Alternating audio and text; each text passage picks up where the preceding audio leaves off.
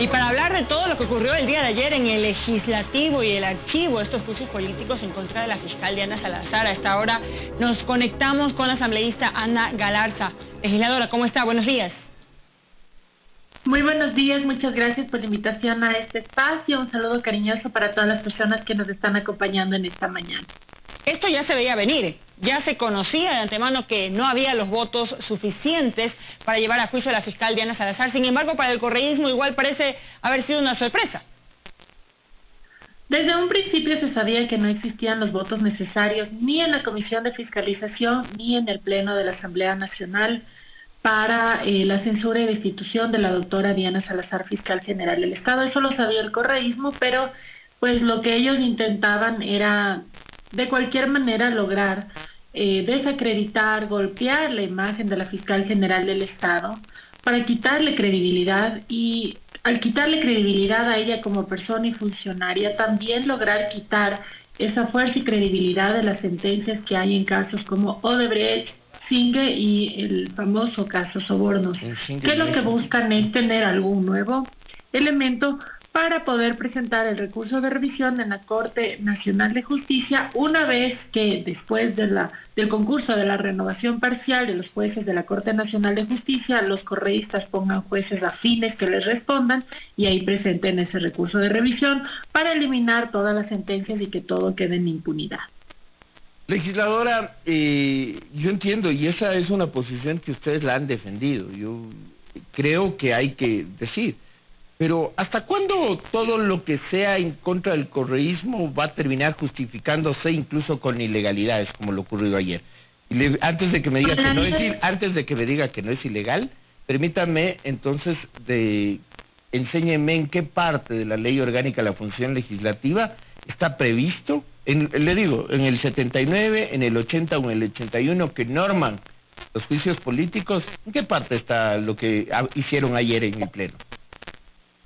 Ya, bueno, la Constitución menciona que el Pleno de la Asamblea Nacional es el máximo organismo de la primera. ¿Y el Pleno está facultado a hacer lo que quiera por imperio de los votos?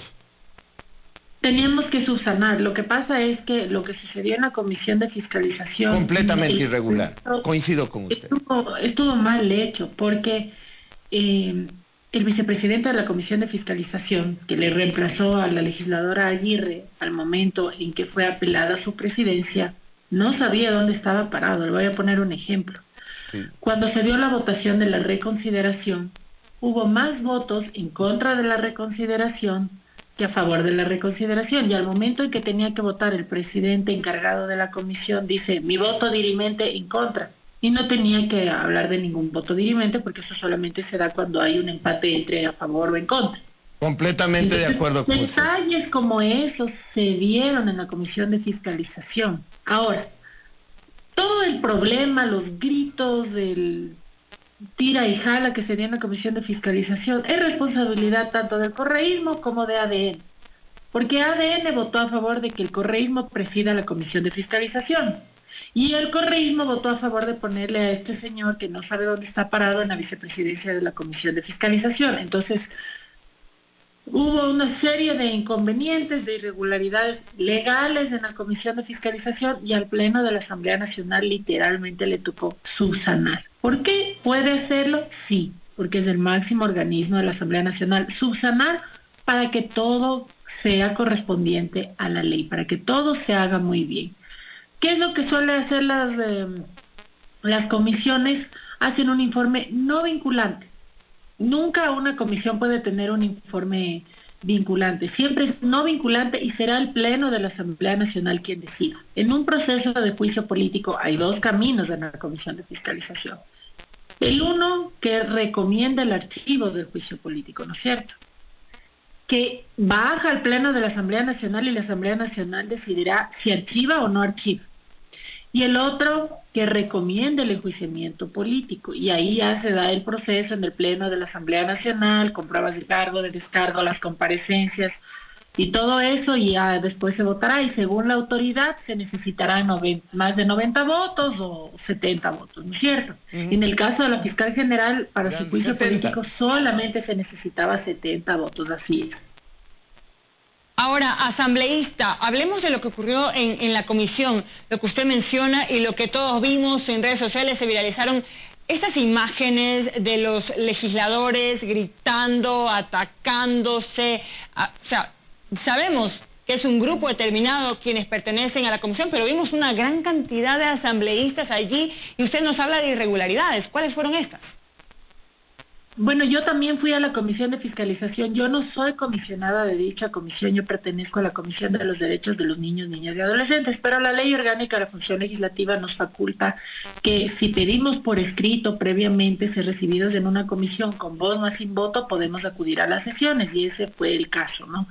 Entonces acudí a la sesión y me dio realmente mucha vergüenza ajena ver cómo principalmente legisladores del correísmo hacían mofa, gritos, chácharas, risas, cuando este es un procedimiento serio. Aunque nosotros no hayamos estado de acuerdo en la forma en la que se presentó el juicio político en contra de la fiscal general del Estado, porque en realidad no estaba bien presentado ni el uno ni el otro, se tiene que seguir el procedimiento con solemnidad, con seriedad, con madurez, y no se dio eso. Principalmente de los legisladores de la Revolución Ciudadana, eso parecía, o sea, no, sin ánimo de ofendernos. Ahora, tafarrancho.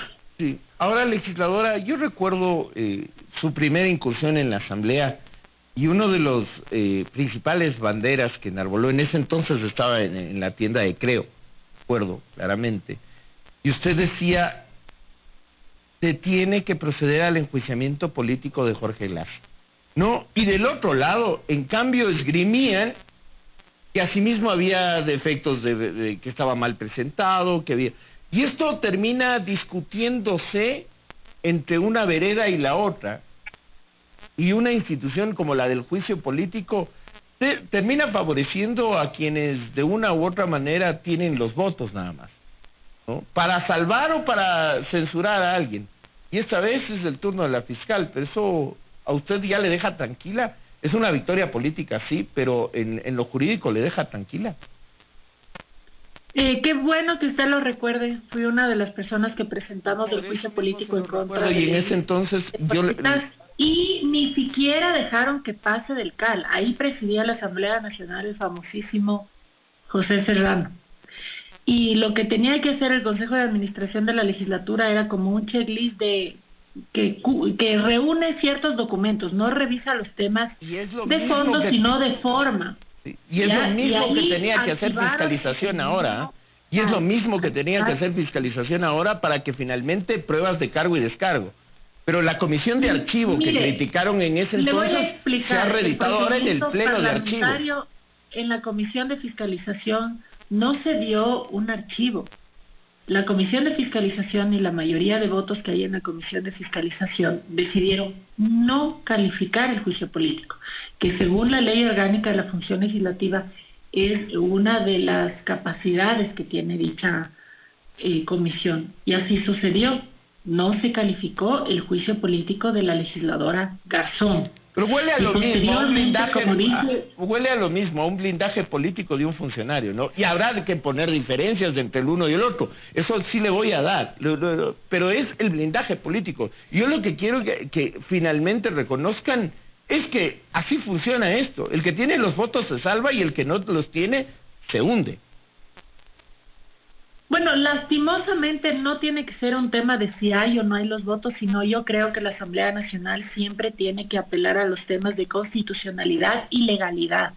A mí personalmente me molesta mucho esa frase que dice esto es político, esto no es jurídico, porque yo considero que todo lo político tiene que ser jurídico, porque si es que es jurídico es legal. A mí me importa que sea quien sea la persona, el debido proceso sea respetado y todas las acciones que haga la Asamblea Nacional cuenten con la legalidad y el respeto que merece tanto la Constitución de la República del Ecuador como, en nuestro caso, como Asamblea Nacional, la Ley Orgánica de la Función Legislativa.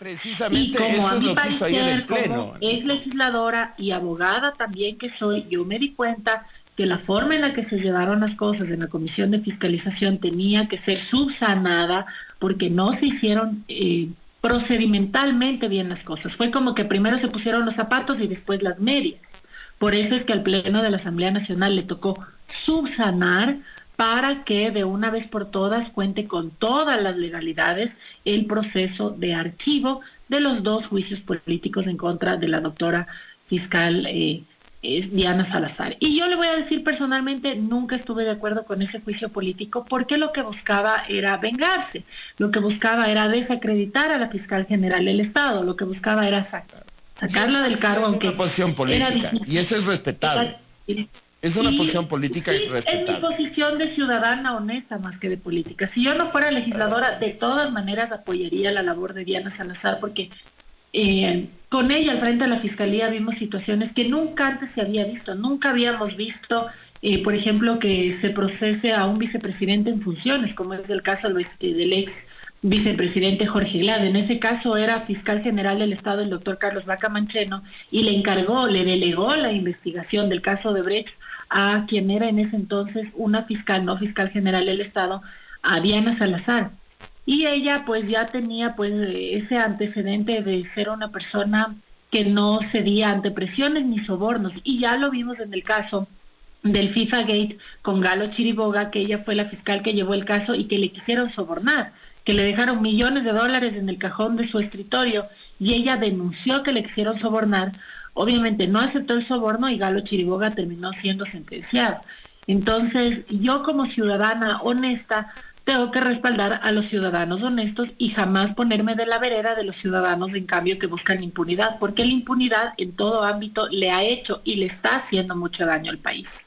Asambleísta, quiero aprovechar su presencia también para consultarle cómo avanza la reforma al CONA, al Código Orgánico de la Niñez y Adolescencia. Hace poco UNICEF realizó un foro sobre los 35 años de la Convención de los Derechos de los Niños y nos decía su principal que esto no avanza, que ya lleva varios años y que no avanza esta reforma tan importante para nuestros niños. Usted es parte de esa comisión. ¿Qué nos puede contar? Excelente pregunta. En efecto, han sido muchos años que se ha buscado el tener este Código Orgánico de Protección Integral de Niños, Niñas y Adolescentes. Pero esta comisión ha sido una comisión muy técnica, una comisión que ha permitido la participación de entidades como el mismo UNICEF, entre otras instituciones y agrupaciones que velan por los derechos de los niños, niñas y adolescentes. Estamos ya por culminar nuestro trabajo con respecto al Código Orgánico de Protección Integral de Niños, Niñas y Adolescentes, porque además existe un dictamen de la Corte Constitucional que nos da plazos y términos para presentarle esto al país, y nosotros tenemos que ser siempre respetuosos de los dictámenes del máximo organismo jurisdiccional del país. ¿Cuál es el plazo? ¿Cuál es el plazo? Hasta diciembre. Así que en este diciembre tiene que haber un nuevo Código Orgánico de Protección Integral de Niños, Niñas. ¿Y qué es lo principal? ¿Cuál es el principal cambio? Darle un particular, en el caso de nosotros, que es Jorge Peñafiel y mi persona, que somos representantes de Construye en esta comisión, que para mí es muy importante porque estamos hablando del presente y el futuro de nuestro país. Y es que para nosotros sí es importante proteger a los niños de que no sean vulnerables, de ser presas fáciles de grupos de delincuencia organizada que los están reclutando para cometer delitos execrables como sicariato. Vemos a adolescentes subiéndose en motos, disparando, aprovechando que la ley les permite ser no imputables, son inimputables. ¿Qué cambia? No tienen las mismas penas. Entonces, aquí sí hay una división de criterios dentro de la comisión. En muchas cosas en realidad hemos estado de acuerdo, pero en el tema de los adolescentes y niños infractores, los asambleístas de Construye creemos que si un adolescente tiene la sangre fría para estar cometiendo 5 sicariatos semanales, tiene que ser juzgado como adulto. No solo unas palmaditas en la espalda y decir, oye, hiciste mal, y unos mesecitos en un centro de acogida, que es lo que busca en cambio otros legisladores de la comisión. Ese es su criterio, no quiero faltarles al respeto, pero nosotros no coincidimos con eso. Nosotros creemos que los adolescentes que están delinquiendo, que están cometiendo sicariato una y otra vez, tienen que ser juzgados como adultos. Y para eso sí tenemos que reformar no solamente el Código Orgánico de Protección Integral de Niños, Niñas y Adolescentes, sino también el Código Orgánico Integral Penal y algunas otras normativas, porque siempre tienen que existir esas coincidencias entre las normativas para que puedan ser debidamente aplicadas. Nosotros vamos a hacer un informe de minoría donde vamos a manifestar este particular para que ojalá el Pleno de la Asamblea Nacional acoja nuestra postura de que si hay adolescentes que están cometiendo una y otra vez sicariato, narcotráfico, delitos execrables, sean juzgados como adultos. Asambleísta, muchísimas gracias por haber aceptado esta invitación. Hemos conversado con la legisladora Ana Galarza del Movimiento Construye. Esperamos tenerla nuevamente acá con nosotros porque el tema del Código Orgánico de Protección de la Niñez y Adolescencia es un tema que hay que tratarlo. Queremos conocer, necesitamos conocer en qué están trabajando los legisladores en beneficio de nuestros niños. Como bien lo ha dicho usted, legisladora, ellos son nuestro presente y nuestro futuro. Y no podemos dejar un tema tan importante de lado. Muchas gracias nuevamente por haber aceptado esta invitación. Muchas gracias a ustedes por la invitación a este espacio. Siempre es un gusto dialogar con el noticiero de RTU y también poder informarle a la ciudadanía que ve este noticiero. Les mando un abrazo y muchas bendiciones. Excelente resto de jornada, asambleísta. Vamos a una pausa. Ya volvemos con más.